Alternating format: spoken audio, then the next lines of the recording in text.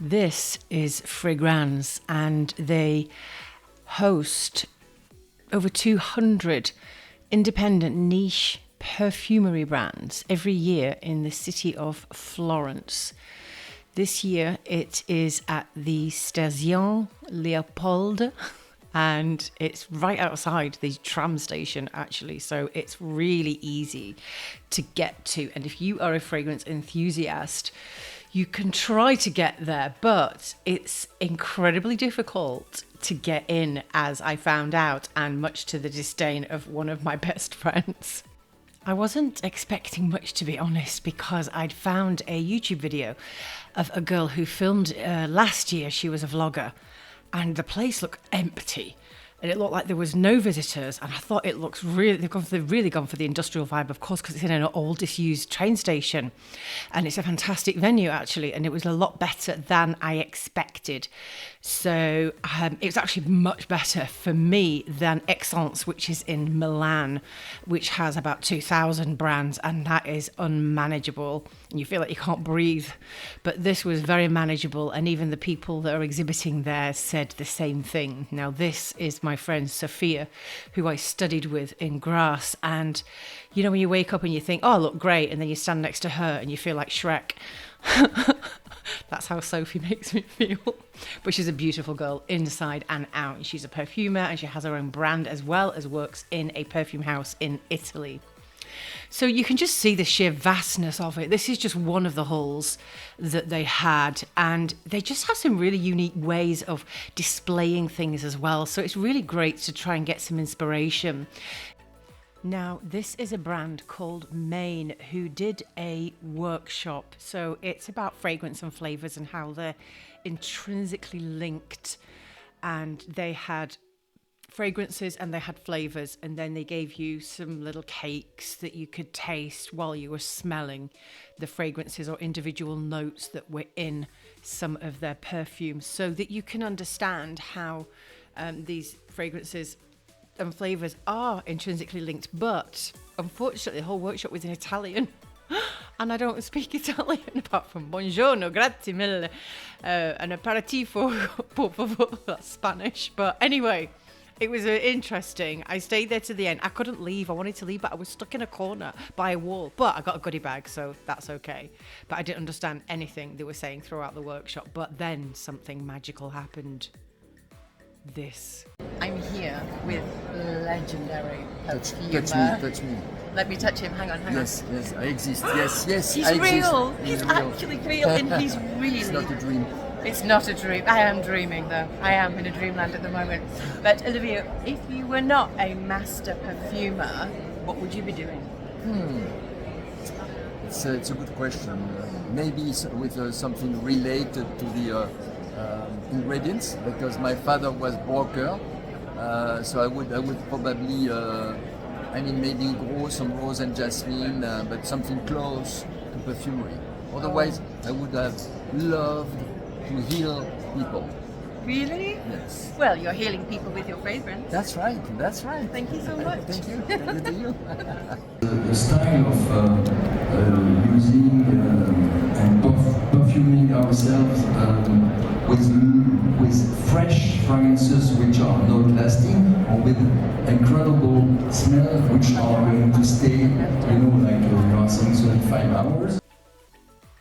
I was just so blessed to have met two master perfumers. Not just perfumery brands either. There are skincare brands that exhibited. Not many of them. There were few and far between, but there were some quite interesting ones. One of them I'm going to be potentially doing a collaboration with them, because I found them very interesting. Zero Molecule Perfume, Parfum, who you just saw there. It's one of my favourites, one of my friend's favourites. But look at this, Kush Premium Intimate Skincare.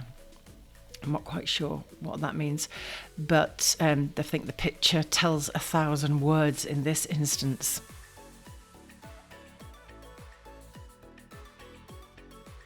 This is the second hall where the exhibitors were. Caron, of course, since 1904. I have some of their vintage fragrances and they are incredible. And the older the better, and they're highly collectible. So have a look at the ones that have the juice in, and preferably in a box. I've got some of their advertisements as well. It's notoriously difficult to get a pass to get into Fragrance as opposed to Excellence, which is quite easy. This is difficult, and I had to go in as press and as a vlogger. If you look at Nez, you have to subscribe to their monthly magazine. They have it in English and they have it in French. They have a niche magazine as well that focuses on niche perfumery and perfume brands, and that's free. And they release that every year.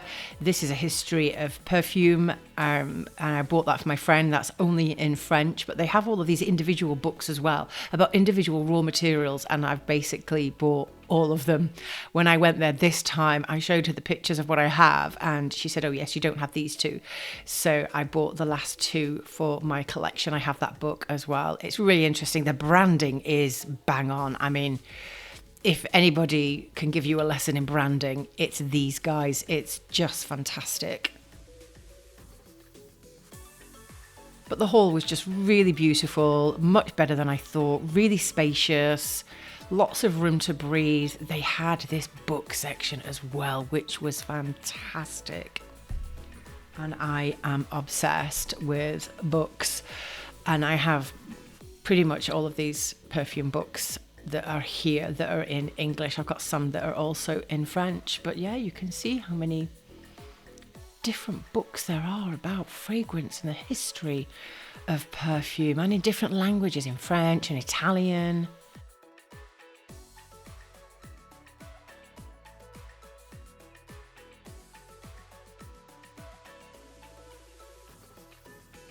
I have that one in German, the masterpieces of perfumery.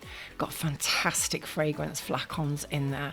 You should really, really check that out if you want to have a look at like mind-blowing fragrance bottles. And of course, you know, no exhibition is complete without a gelato. When in Rome, or rather when in Florence, you must try one of these. I had the biscotti and a bit of lemon as well. It was lovely. I couldn't eat it all, but yes, you can tell by my face how much I was enjoying that. And then the after party, which was sponsored by Ajmal, and it had free flowing pink bubbles, which was absolutely fantastic.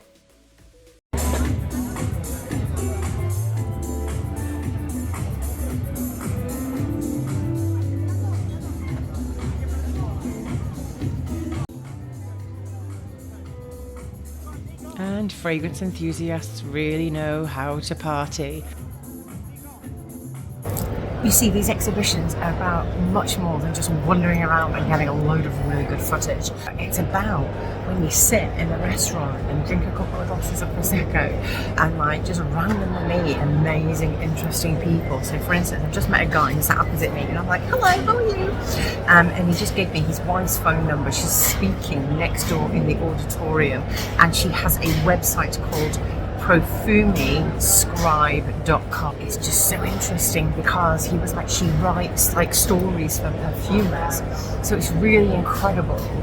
The people that you meet, sometimes just when you stay still and you don't wander around trying too hard, you know, I've met some of the most interesting people in the world by just doing that and Prosecco in a cup.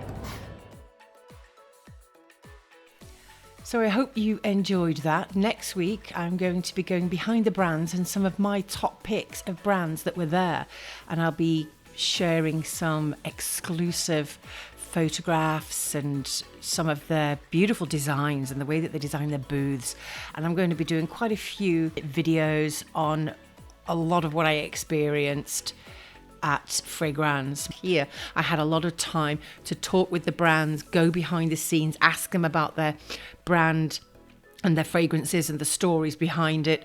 And I met some really interesting people. I'm going to be doing some videos about that. And I really didn't have the time to do that when I was in Excellence. So if you are a serious about, you know, blogging. If you have a actual website where you blog, you vlog, you write, you have a YouTube channel, or, you know, an Instagram account with a great number of followings, because basically what they want you to do, if you are an influencer or a blogger, vlogger, they want you to go home and write about the brands, because that's what it's all about, being there. So that's why they make it very difficult, because if 1,000 influencers, you know, that don't really write about it and not really influencers, or they don't really write about fragrance or blog or vlog about it, then it's just going to be too difficult for them to be able to communicate, because they want people that are going to be like multi-retailers that are going to put their brands into their stores. That's what these exhibitions are about, is about meeting business people that can help them grow their brand. So that's it. Until next time, it will be Behind the Brand and my top picks at Fragrance in Florence.